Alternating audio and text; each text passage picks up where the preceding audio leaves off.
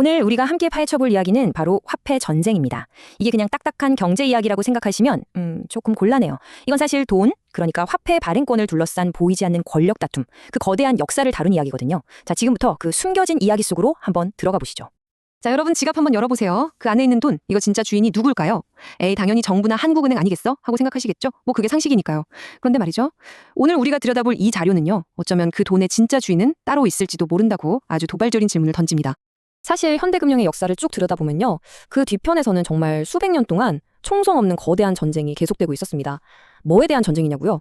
바로 돈이라는 게 도대체 뭐냐? 그 본질을 두고 싸우는 두 세력 간의 보이지 않는 전쟁이었던 거죠.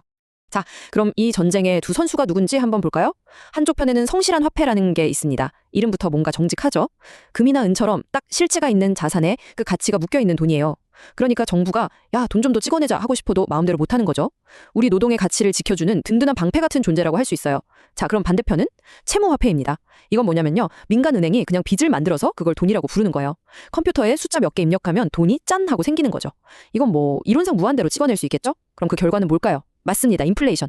바로 여러분 지갑 속 돈의 가치가 그냥 녹아내리는 겁니다.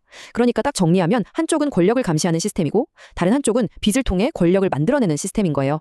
이런 보이지 않는 전쟁 속에서 이 거대한 시스템에 이건 좀 아니지 않나? 하고 정면으로 칼을 빼든 인물이 등장합니다.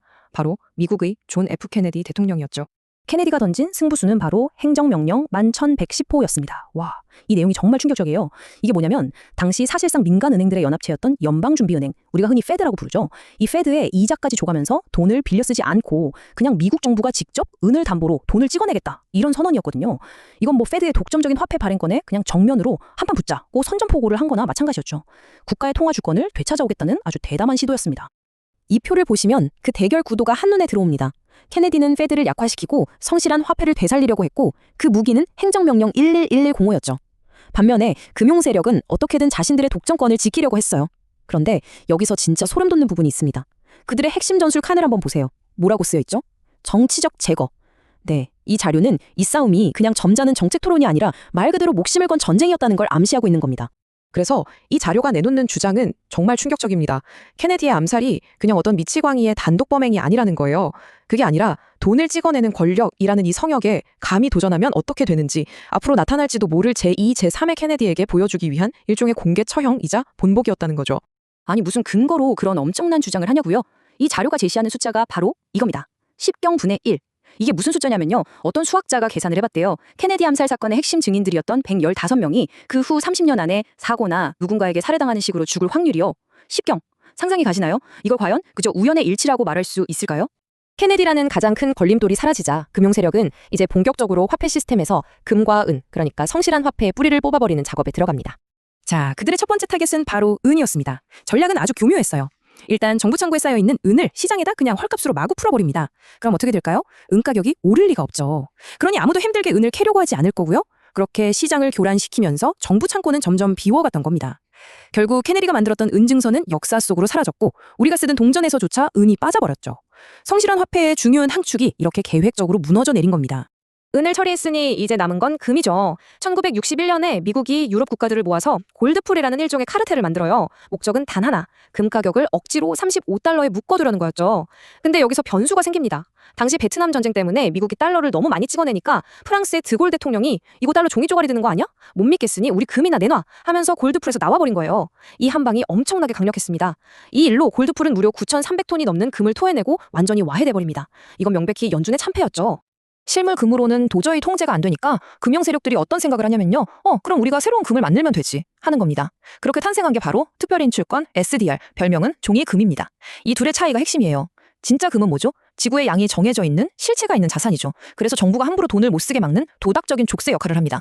하지만 이 종이금 SDR은요. 그냥 장부상의 정률 숫자에 불과해요. 필요하면 얼마든지 마우스 클릭 몇 번으로 만들어낼 수 있는 사실상 무제한 인플레이션을 위한 마법의 지팡이 같은 거죠.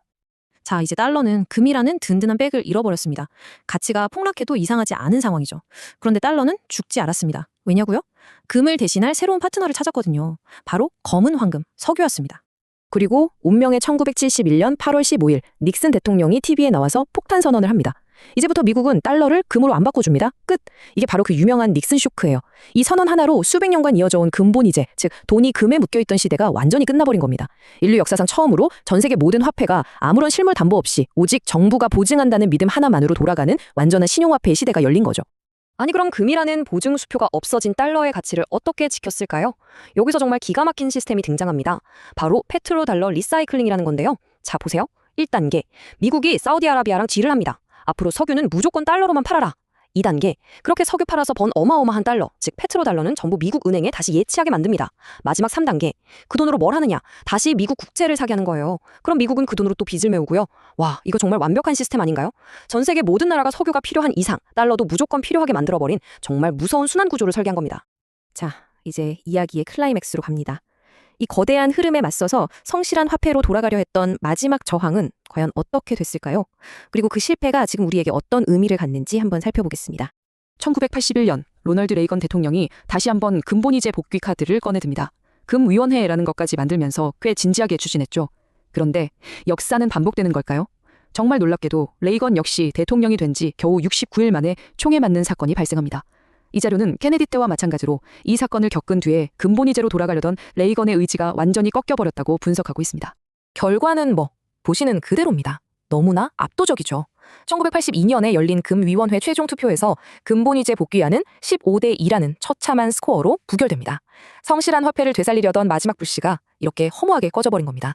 그렇다면 이 자료가 내리는 최종 결론은 무엇일까요? 바로 이겁니다. 이제 실물담보라는 족쇄가 완전히 풀려버린 이 법정화폐 시스템은 소수의 금융 엘리트들이 인플레이션이라는 아주 합법적이고 조용한 방법으로 평범한 사람들의 부를 빼앗아가는 완벽한 도구가 되어버렸다는 거죠.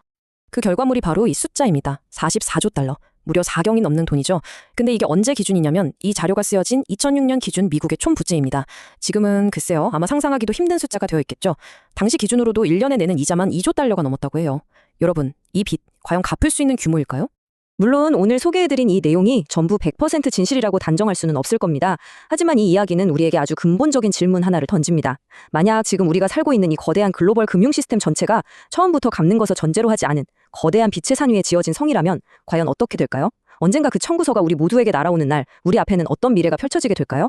한 번쯤은 깊이 생각해볼 문제가 아닐까 싶습니다.